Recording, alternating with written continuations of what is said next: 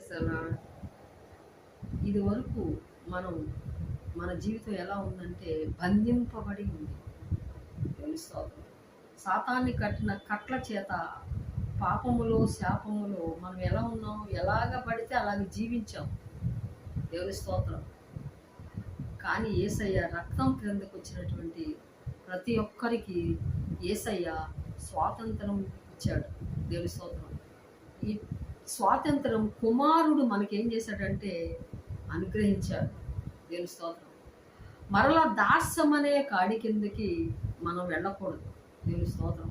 యేసు రక్తం క్రిందకు వచ్చినటువంటి ఆ ఎవరైనా సరే మరలా దాస్యం అనే కాడి కిందకి వెళ్ళకూడదు. ఎందుకంటే దేవుడు మిమ్మల్ని స్వతంత్రులుగా చేశాడు. దేవుని స్తోత్రం.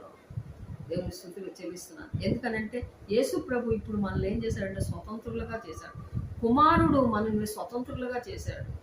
కాబట్టి అటువంటి కృప దేవుడు మనకి ఇచ్చినాడు. దేవుని స్తుతులు వందనాలు చెల్లిస్తున్నాను. ఇట్టి స్వాతంత్రం యేసయ్య మనకి అనుగ్రహించాడు.